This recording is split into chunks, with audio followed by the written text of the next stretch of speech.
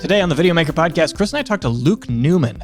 Luke is the creator of Newman Films, a YouTube channel where he features all kinds of incredible looking footage and filmmaking tutorials. And also he runs a company called Savage Stock, which basically specializes in high resolution stock photography that, as we'll learn, is mostly used for demos on TVs. Like if you go to Best Buy and you see the largest resolution screen, the footage that plays there is this type of stuff that Savage Stock makes.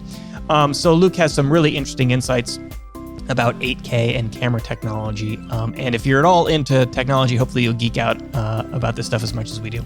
As always, if you've been listening to the podcast and you enjoy it, we would love it if you went to iTunes or Spotify and hit the subscribe button or the heart button or the whatever it is, so that the podcast is delivered right to your mobile device every Monday morning. So without further ado, let's get on with it.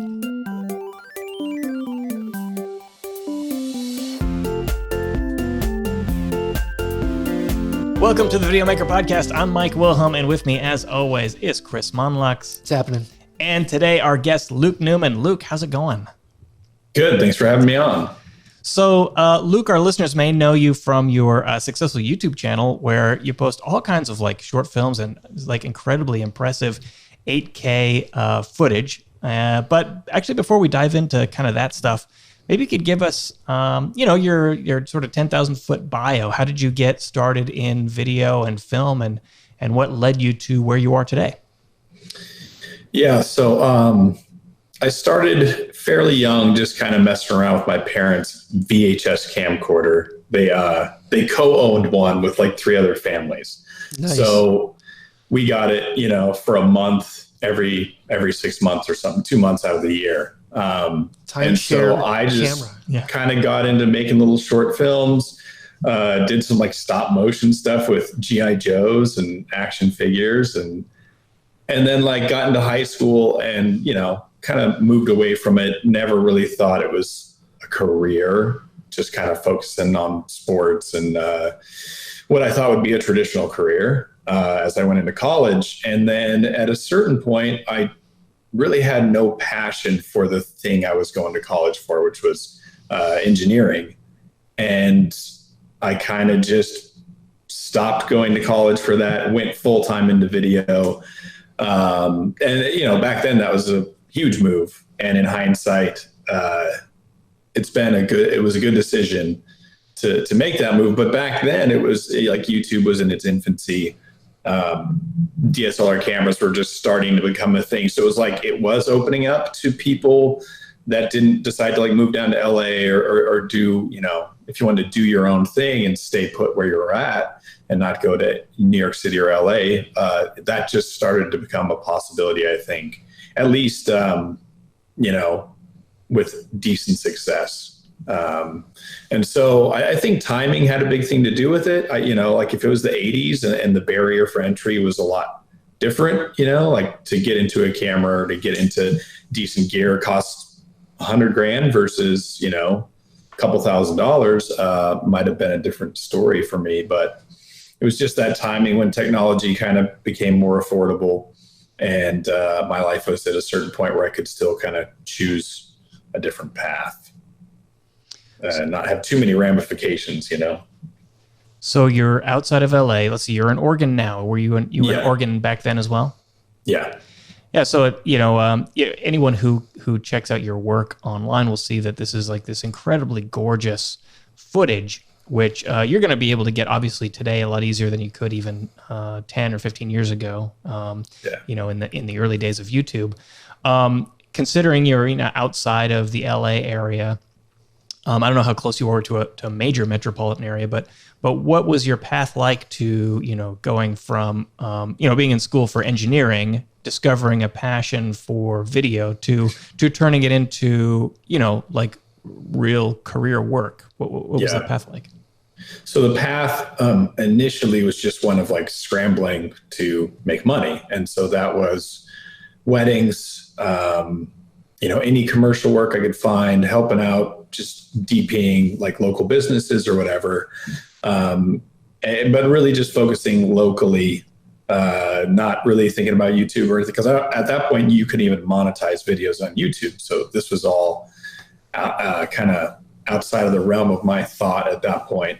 So just local work, weddings, etc. And then at a certain point, it was when the Canon T2i came out. That was our first, because at that point we couldn't even afford the 5D Mark II, which was like the first big DSLR. But then the T2i came out, and it was kind of like, okay, we could attempt to do that. Start uploading videos to YouTube, and those just kind of took off. And I still didn't think anything of it. But shortly after that, it started to become apparent that you could make money, not just from YouTube, but tie it to like digital products, different stuff like that, tutorials, all the stuff that's pretty commonplace now. Back then, a lot of people online were just figuring this out for the first time. So once that happened, I pretty much just stopped doing weddings and stuff and just focused on building that brand. And so it was probably a year or two of just hustling locally. And then after about 2 years, it was almost all YouTube online stuff. And you've sort of transitioned into a platform that sells high resolution stock footage. Yes. So we started Savage Stock Media 2 years ago. And that initially started as just kind of an all-encompassing stock footage site. Like we were going to do 1080p, 4K, and 8K was just kind of going to be like the premium side of things. And then we found that like most of our business was coming from the 8K side. So we just kind of like, rather than do an unlimited 1080p video, which just is a ton of work, you stretch yourself really thin just trying to provide unlimited footage for people every month. We just kind of closed it down and just went after 8K markets. And that transition happened about a year ago, and I'm super happy with that decision.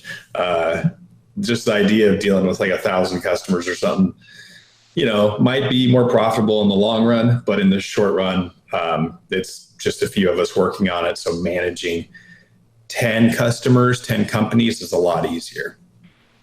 So you guys kind of carved out this niche here.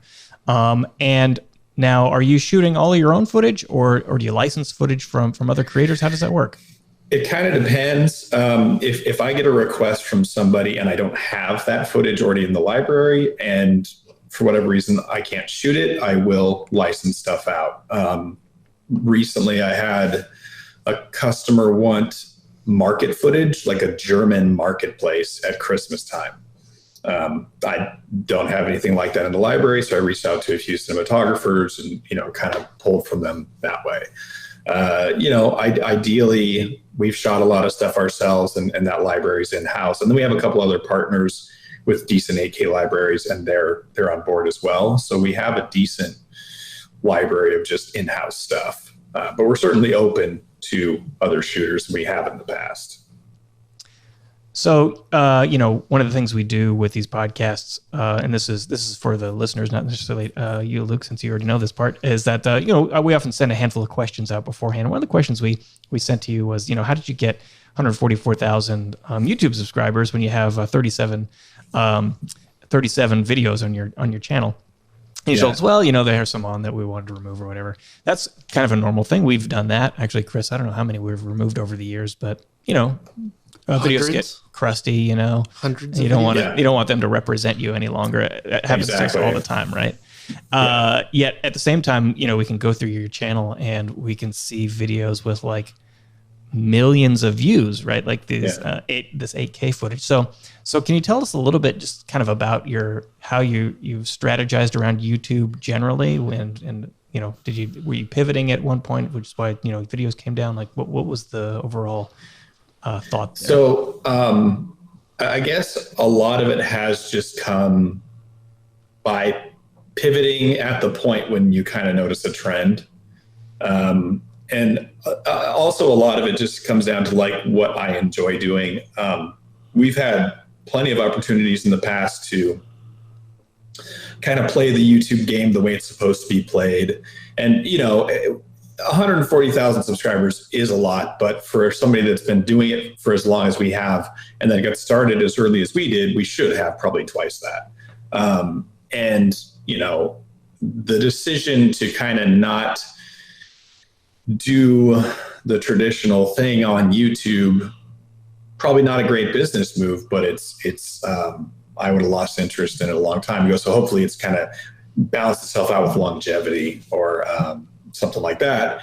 And the longevity side of things, I think just dabbling, trying different things, they don't always work. And then sometimes you upload an 8K video and it blows up. And then I'm sure that spawned the idea to do the 8K stock video site, because we saw the interest in 8K, and then getting to a market early is always a good idea. If you can get to a market early, you have a leg up. And so you want to just like capitalize on that thing. So I feel like we might have had the first 8K video on YouTube, and I know we have the first 8K stock video site. And so I think it just comes down to finding trends, but maybe not hitting the trends once they've already been established for a while. I guess, like there's a lot of trends on YouTube right now that if I just went hardcore after those, it would maybe come off as unauthentic and wouldn't last, because those trends are maybe 3 months from being just over. So yeah. Trust in your gut, I guess. Yeah, it's certainly the case that, and I don't think anyone would dispute this, to build a career on YouTube is very hard work. And a lot of people would say that not only is it hard work, but, kind of despite this sense that, oh, you could be your own boss, it's wonderful. It actually, for a lot of people, is not even fun, No. And so I'm not surprised to hear that as you go along, it's like, well, let's try this different approach here. A lot of people end up burning out, so it's wise to kind of look down the road and identify that and make a change. I think that's key for a lot of things in life. Yeah. I mean, I try to not burn myself out on anything. So yeah, I think that happens to a lot of people on YouTube. I've seen, we've been doing this for 10 years. You see people pop up and it's like they're the next big thing. They go from 20,000 subscribers to 200 and they're gone within 3 years because they don't have any passion for it anymore. They just burn themselves out. I'm not quite burnt out. I certainly don't have the creative energy that I used to. And I find that I have to like kind of pick my spots a bit more, like I'm able to work and not give myself 100% creatively to the project and just treat it as a job, which I think it was a lot harder to do early on. So I want to talk just a little bit about 8K. So the 8K footage, you mentioned that for your stock media company, you've combined, footage that you've kind of shot yourself or with your organization and licensed work. For the footage that we see on your YouTube channel, is it also split down the middle, or did you create all of it, or?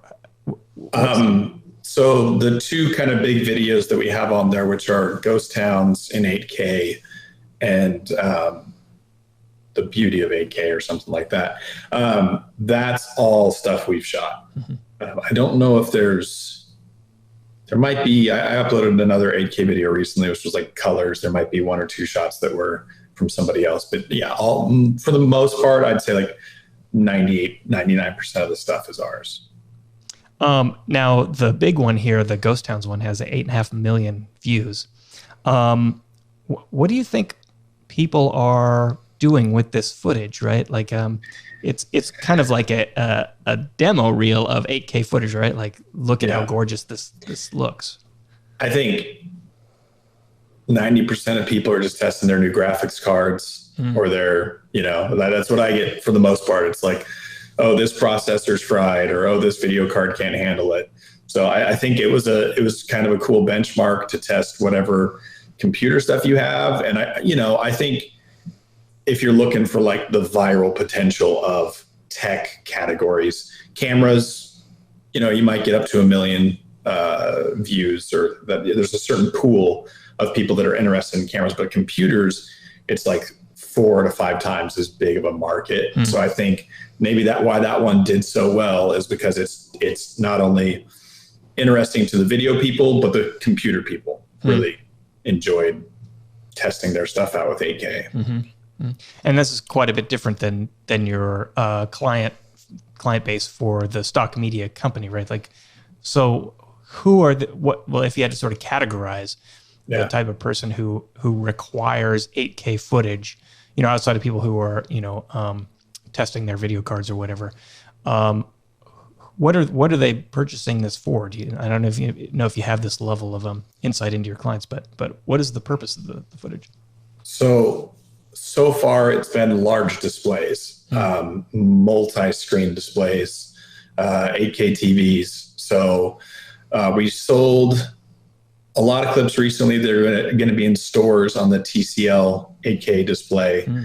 They were trying to get it in US stores by Christmas. I haven't seen them in stores, and I don't know how they're doing with that. I'm assuming just things are slower, but that was a big job for us, one of the first big jobs. And usually TV companies, they hire this stuff out. They have a producer that will go and find the footage.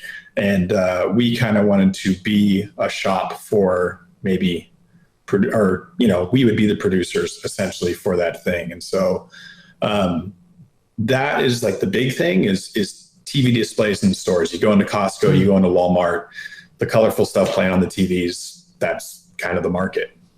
I imagine then you're busy just prior to CES doing a bunch of demo video for the new releases of TV X, Y, or Z or whatnot. Yeah, I mean, because this year we haven't really done that. Last year we did some stuff for Samsung, and that was just during the time that we were transitioning to like really focusing on 8K, focusing all our marketing on 8K. So yeah, it's kind of a bummer because I think this year we would be really, with the trade shows, be gearing up for that. But traditionally, yeah, that would be the idea, is getting all that new content refresh ready.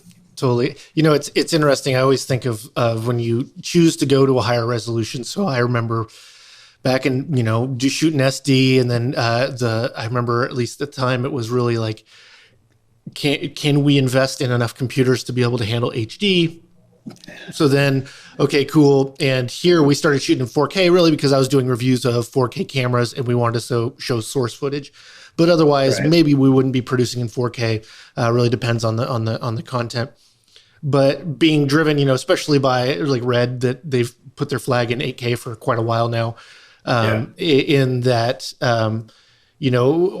is for you is 8K the next standard. So like, we have 4K, I think is, regardless of what flavor 4K is pretty prolific now. And we're getting all sorts of 5.7K and 6K, 8K, 12K.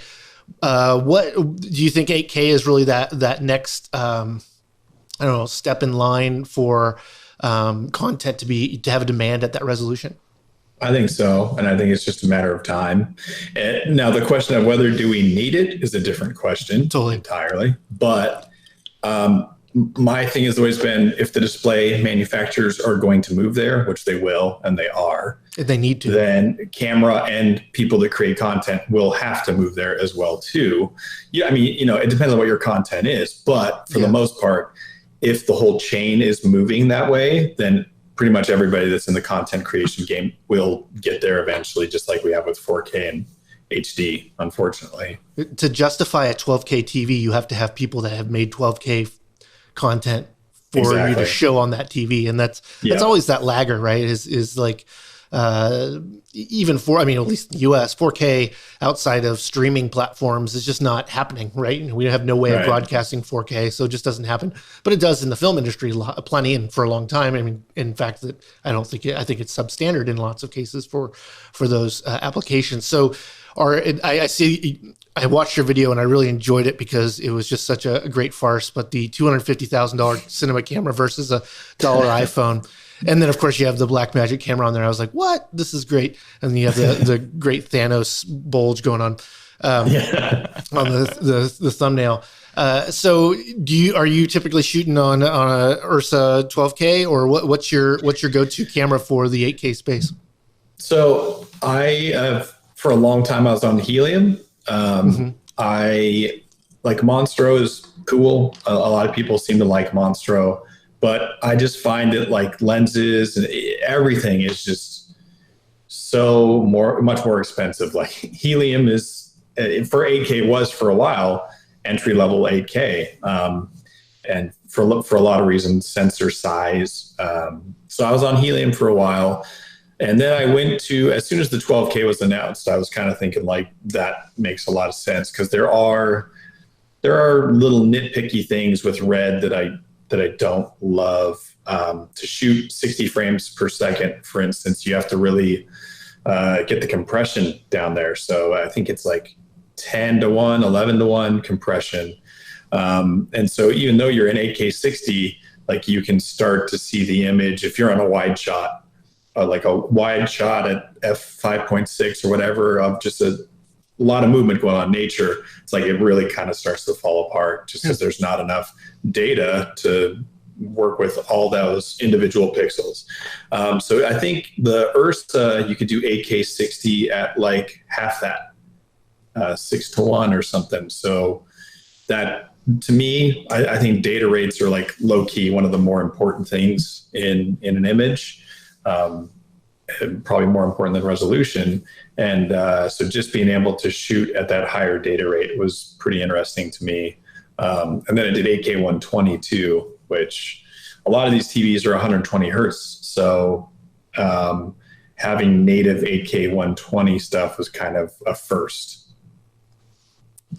So I want to get into this question that you kind of teased here a little bit, which is, do we need 8K?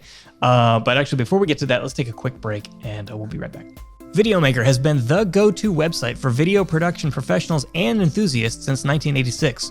There's a reason a quarter of our audience has been following us for more than 10 years. Simply put, our content makes our audience better at producing video. For whatever level you're at, we have the content to get the quality of work where you want it to be. Nobody knows this better than our Videomaker Plus members. With exclusive offers and access to courses, webinars, back issues, and the digital magazine, they're able to stay up on the top of their production game. So now we want our podcast listeners to get in on the exclusive access. For a limited time only, we're offering a $100 discount to our Professional Plus annual membership. That's 42% off the normal price. To claim this exclusive deal, go to videomaker.com/2020plus. That's videomaker.com/2020plus. PLUS, not the symbol. It only takes a minute to sign up, and you'll get immediate, unrestricted access to all of our content. Don't wait. This offer will not be around for long, and you just can't ignore the benefits. That's $100 you can save that can go straight to new gear, software, accessories, whatever you want for your production setup. Don't wait. This offer won't be around for long. Once again, claim your exclusive offer now at videomaker.com/2020plus. Okay, and we're back. Okay, Luke. So you hinted at this question of, do we actually need 8K? I have opinions on here. I don't know if Chris, if you're as opinionated as I am on this topic, but we'll start with you, Luke. What are your thoughts on this? Maybe you could tackle this from a couple different angles. One, does the industry need 8K to produce high quality content that people truly crave, and do consumers themselves need 8K like in their homes? I mean, no. I mean, it's one of those things. I'm going to shoot my own business in the foot, but TV displays do, and there is a lot of chatter among, I guess, camera people and TV people that seem to think 8K is the landing spot. So, like, we're going to stop climbing that resolution mountain so quickly once we get to 8K. I don't know why. I've heard various arguments, but if that's the case, then yeah, we need to get there and then maybe focus on other things. But I don't see that happening myself. I just see, you need to update models. You need to have new specs. It's the same with anything, cars, computer components, whatever. Like, we got to keep pushing specs forward. But yeah, I mean, at a certain point, it becomes kind of useless to keep going up in resolution. But for me, I would say 4K is kind of where, like, at least for phone screens, you know what I mean? Like, I think 4K is pushing overkill for a phone screen, no matter how good the phone screens get with resolution or whatever, like, still going to be amazing, crystal clear on your phone. 8K is useful for your home TV maybe. And the one thing I will say, as far as just like, let's just pick YouTube. YouTube in 8K actually unlocks a much better data rate. So for me, it's not one of those things like, oh, I'm watching this on a 1080p monitor. It's like, if you set that to the 8K setting, you're going to get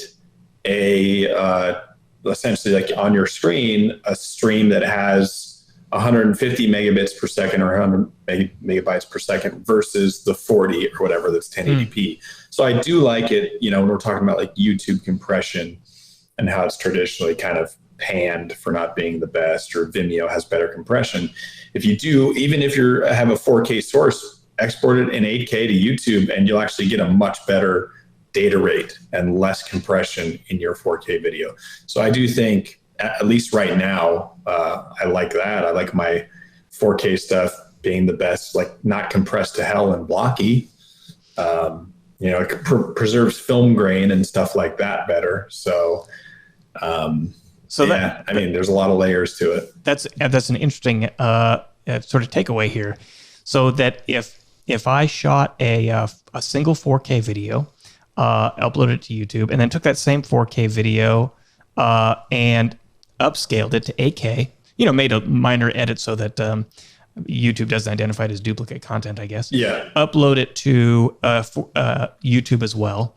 If I watch those two videos on the same device, like a MacBook Pro or something, the 8K one will appear with, I guess, less digital artifacting, right? Like that's the ultimate result here. Less compression. That would be the idea. I mean, if you went to go download those videos using like 4K video downloader for YouTube, the 4K one would be 120 megabytes and the 8K one would be 240. This is the same advice when 4K first hit YouTube, that there was no data rate maximum on 4K, so you just upscale it to 4K, and it sounds like now they're doing that to the next level, so they're continuing that. And of course, I'm sure as they want to push resolution as a feature, that having that higher resolution will indicate, hey, maybe YouTube wants to push this just because they want to push higher resolution content. I think the big question about resolution is really the delivery. Where is it going? And then what's the content of, right? So like I can think of every sports bar in the world would benefit from as higher resolution and the most dynamic television ever. Watching sports is awesome, and high frame rates and high resolution. All of that is fantastic. Is that necessary to make your story work?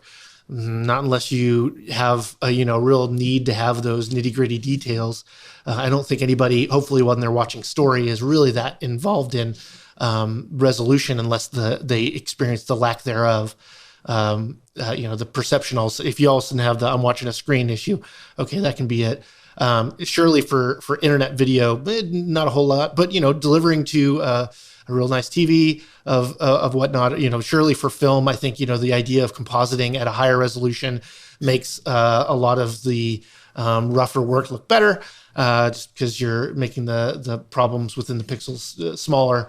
And surely using all of those resolutions to produce a 4K deliverable, but shooting an 8 or higher resolution makes a lot of sense, because you get all sorts of flexibility then to reframe your shot and have multiple, you get a medium and a tight shot without resolution loss, which is great. But do we need any of that? And it's surely driven by the TV and camera companies going, we want this new stuff. We want to make this new stuff. I actually have been really, and I'm sure this is a little bit of bedazzled by the PR people at Sony, but that the last couple cameras that they've released in the A7S III and the FX6, that they just like, we're just going to make really awesome 4K. We're going to give you more frame rates, and give you more data rates and all those kinds of things, but we're not going to chase that resolution. And I thought that was somewhat bold to say, and helpful for those that are like, well, I'm not chasing that 10 minutes of 8K raw on the EOS R. Hope before it overheats, maybe. Those kinds of things that I think that are great on marketing stickers, new now 8K raw or whatever it is, but do you really need that? I mean, I run into so much times where I've shot raw or I've shot some high data rate, and I really had no need for that.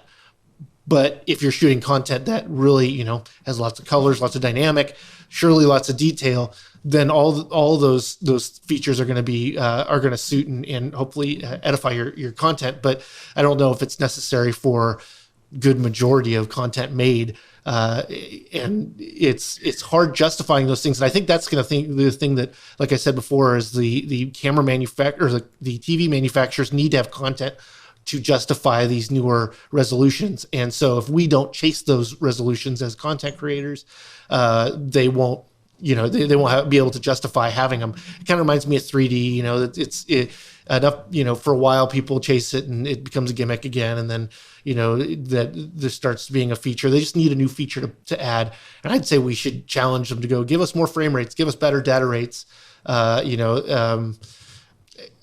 I guess better compression and all the rest. I mean, I would much rather have everybody fighting for trying to compete with Red Code Raw than making something that is bloated and expensive to store as far as data rates and whatnot. But I mean, I would love really awesome autofocus, better dynamic range, built-in ND filters into just like anything.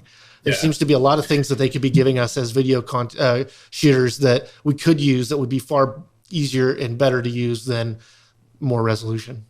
I think I do think that's kind of what I liked about the Ursa, is they figure out a way to shoot 12K, which is ridiculous, 8K, and then 4K without cropping the sensor, right? So you have that 4K, and they've kind of cracked their own red code in a way with B-RAW.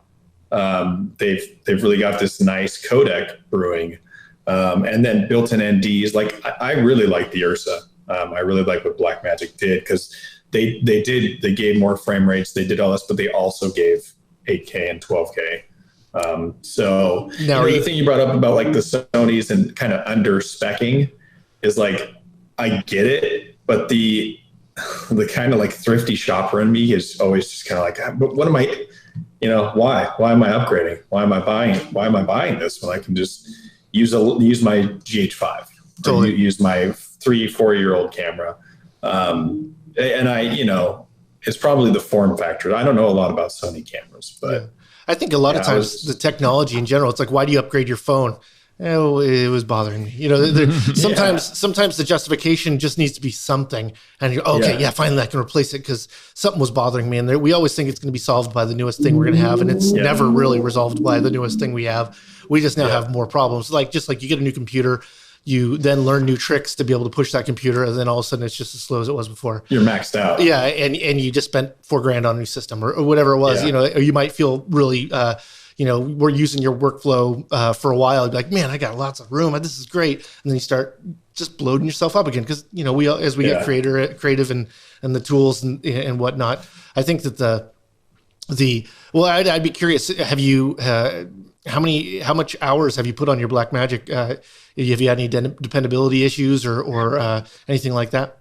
Well, no. So I was going to elaborate on the thing you brought up about, like who needs 8K. And my thing is, if your economies of scale, if you're shooting little 10-second clips for TV companies like me, it's not that big a deal because there's such short little bursts of super high quality. But if I'm doing like a vlog on YouTube, or if I'm trying to do a film, like that's mountains and mountains of data that's now 2 to 4x the size of whatever. So I think until those other technologies catch up to the cameras, so like storage, codecs, data, like it's not worth it if you're going to be doing anything of large scale. So for with the Ursa, I'm not doing anything longer than like 10-second clips. I'm just shooting stock video. Yeah. It seems like, the best argument for that really high resolution stuff, in addition to, the TV demos, which that really is important to sell TVs, I guess. Outside of that, I think there's a good argument to be made, obviously, that very high resolution footage works out pretty well for compositing or visual effects where you need those extra pixels. That being said, it's interesting to hear this concept, which I've never heard a term placed on it before, which is the landing. I think you called it the landing zone or the landing spot for in-home resolution at 8K. And I don't know. I mean, I don't know if you put any stock into these charts that have been floating around the internet about like optimal viewing distance for resolution. But I've got one up here that has been around for several years, so I don't know how accurate it is. But if you have like a 55-inch TV, which I don't know what the average TV size is, but that seems like an average size, you have to sit 7 feet away from it or closer before you can distinguish the difference between HD and 4K. Right. And if you want to distinguish between above 4K and whatever's above 4K, you have to sit like 3 feet away from it, which means like if you really want to experience the quality of 8K in your home and you sit like 10 feet away from your screen, you've got to have a 145-inch TV in order to appreciate that. The same thing you mentioned. That makes the TV manufacturers happy, though. Now they can sell you a bigger TV. Yes, exactly. Well, the TV manufacturers obviously need new features and new specs to sell new TVs. Totally. But it's the same thing with, you mentioned resolution on your phone. Apple came out with Retina display like 8 years ago or so, which the idea is you can't distinguish individual pixels anymore. So at that point, the only thing you can do if you want to justify more resolution is increase the screen size. It doesn't seem like TV manufacturers are adopting the same thing. Yeah, TVs are getting bigger, but not at an incredible rate. It's still, I think, pretty uncommon to have 100-inch TV screens in your home. That doesn't mean it won't happen. But I have 5 of them. Yeah, I'll bet. I'll bet. But it seems like low-hanging fruit. Maybe I'm not an engineer, so I don't know what I'm talking about here. But HDR seems like the next frontier here. Like you only need to go so far with resolution before, it's time to start thinking about expanding the dynamic range. And we talked with John Hess last week about HDR and the end goal there, which is like in the shot, if a camera points at the sun, the viewer has to turn away from their screen or they'll burn their eyes. Like that's as much of a HDR as you can get. So it seems like there's a long ways to go there, a big runway for expanding on specs there, which doesn't seem like it's getting as much focus and attention as resolution. And maybe it's just because resolution is really easy to understand and it's really succinct in a number. I'm not sure. I think it's I actually think that's it. I think it's the steps of which you have, like the resolution. There's just we doubled it, right? So if we do HDR, we doubled the HDR. What's that even mean? HDR, of course, right now is just a huge spectrum. But I think that the price of like LEDs that can get super bright are going down. So yeah, we're going to get this point where like, my TV at my house that's almost 500 nit. And there's times where I'm like, can I turn the brightness down on this thing? I wish, like you can on your phone, make it so because it's just so bright. Do you really want it? Would you really feel comfortable watching HDR for long periods of time, especially if it is that bright? It's great to have the dynamic range. The brightness, I don't know. I think you start getting to surrealism, like this is more dynamic range than our eyes can see. So then you can start playing with that, which I think, plays like with the succinctness of like why 24 frames feels different and that kind of stuff, just the dreamy feel of things. It's just funny that we're talking about like the brightness of LEDs, because watching The Mandalorian recently and how they use the LED tech for lighting or whatever, but you'll notice a lot of the scenes are in like overcast, or he's sitting in the shadows of this ravine, and it's because the LED tech using to light it isn't bright enough to simulate sunlight. Mm-hmm. So it's like, we don't want that on our phones. We want to maintain our eyesight somewhat, but I hope they keep pushing HDR to those points for stuff like that, where you can just use LED screens for lighting purposes. That'd be cool. Yeah. It definitely seems like that's kind of the frontier here. Even high frame rate, I think we're just about at as high a frame rate as we really need, outside of like just overcranked footage. But, something, I think it's like 250 frames per second is what, once you go beyond that, human beings can't distinguish the difference any longer. Yeah. Unless you talk to computer kids, because that's where it's like, if it's not 240. Well, they don't want to deal with it. That makes good sense if you're playing a video game, and if milliseconds make a difference, if I can see my enemy sooner and I can have it all smoother and I can see that more, totally makes sense. It's like making you a robot, as if you gave yourself better vision on the field playing any sport. I think that's, and that's why they're pushing it. But like the idea for cinematic slow motion, like everything above 240 is too slow. I mean, there's really, right. I mean, you have to be showing like the story calls for that specific. Yeah, you're talking about a water drop, but we're talking about now specialty slow-mo versus like cinematic slow-mo, which is like, I'm doing it for a dreamy feel, or, whatever the reason it is. It just starts getting, a much longer clip than, that people have patience to sit through. I think 60 is almost enough. Totally. Well, that's you should not to talk about the Sony cameras again, but that they're the thing that also is pretty neat about them is that their highest bit depth and bit rate is available all the way to the highest frame rate. So you don't have to shoot in a slow and quick mode that has a dumbed down bit rate to be able to achieve the higher frame rate or a crop or any of that kind of stuff. It's pretty neat. But it's still like one of those things. It's not pushing any levels, so it's like, do you have any new features to now make more money than your last camera? That's at least what I ask myself as if you're making money with your gear, if this gear is not going to help me make more money with this gear, then how do you justify buying it in the first place? That's a waste of money. Yeah, exactly. And like you said, the GH5 is great. I honestly think you could buy a GH4 and make $100,000 next year making video with just that camera and pay $500 for it. Just as well as you could if you bought, a Red or something, or higher end camera in general. All the rest of the stuff is luxury. Having more dynamic range is luxury. Or perception. Yeah, well, depending on if you need. I mean, the thing is, if you always need dynamic range for the type of shooting you're doing, then surely you need a camera that has great dynamic range. But how often are you really like, I think like 12, 13 stops for most stuff tends to be great. And that's great dynamic range, but it's way more than we had, 10 years ago. That you would think of and if you can't make that work, you need to watch a lighting course. Exactly. Mm-hmm. Right. Yeah. So Luke, we're coming up on the end of our time here. So I want to ask you, the typical question about one secret. And as I'm watching your footage here, your job is clearly to create footage that that sells TVs. Like, it has to be absolutely beautiful, right? And entice people to go, oh my gosh, I'm really looking at something special here. But there's more to it than just the resolution. Your footage is just gorgeous in itself. The subject matter, the camera moves, the colors, you name it. So if you had a secret to tell our listeners or our viewers about, one secret that they can apply to their work to create more beautiful images, what would that secret be? Parallax and more colors. It depends on if you're going for like a TV, but every note I've ever gotten from a TV company was like more color. Mm-hmm. So it's like, dump a bunch of paint in, more color. Uh-huh. Okay.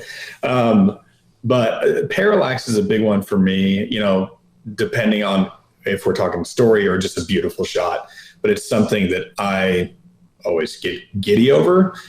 Specifically, like one of my favorite shots is the Inspire 2 with like a 50 millimeter lens on there, which is the equivalent to like a 75.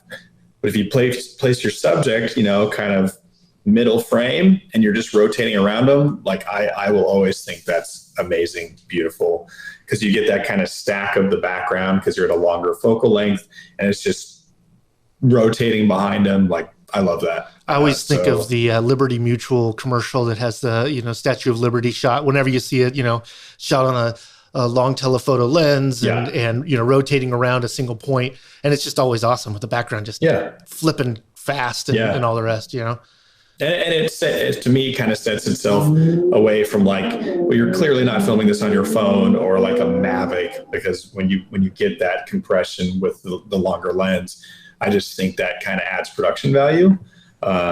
So whether you're doing that with a gimbal and handheld on the ground, it is the nice thing about smaller cameras like GH5, built-in stabilization on the sensor. You can get a pretty cheap gimbal. Like, you can achieve that on the ground fairly easily. You don't need crazy gear. to achieve that parallax, but I always love that. So parallax, and if you combine parallax with color, you've got like extreme color. You've got like the formula for beautiful footage, I guess, right? TV companies will look your way. Yeah, in high resolution. Yeah, exactly. Okay, Luke. Well, thanks so much for giving us some time today. Your insights have been really helpful. Enjoyed the thoughts on AK. Thanks for having me on. Okay, everyone. Thanks for tuning in. We'll catch you next time. Big thanks to Luke Neumann for joining us. You can check out his YouTube channel, youtube.com/NewmanFilms. You can also go to the Savage Stock website, savagestock.net, to check out some of the high resolution footage that Luke creates. And you might want to click in the description of this podcast for the YouTube video. Luke spells his name like the microphone, not like the guy on Seinfeld. So we have a link down there for that. As always, if you've been listening to the podcast and you enjoy it, we'd love it if you gave us a written 5-star review on iTunes. It's really, really helpful for podcasts like ours. So for Chris Monlux and everyone here at Videomaker, I'm Mike Wilhelm, and you've been listening to the Videomaker podcast. We'll catch you next time.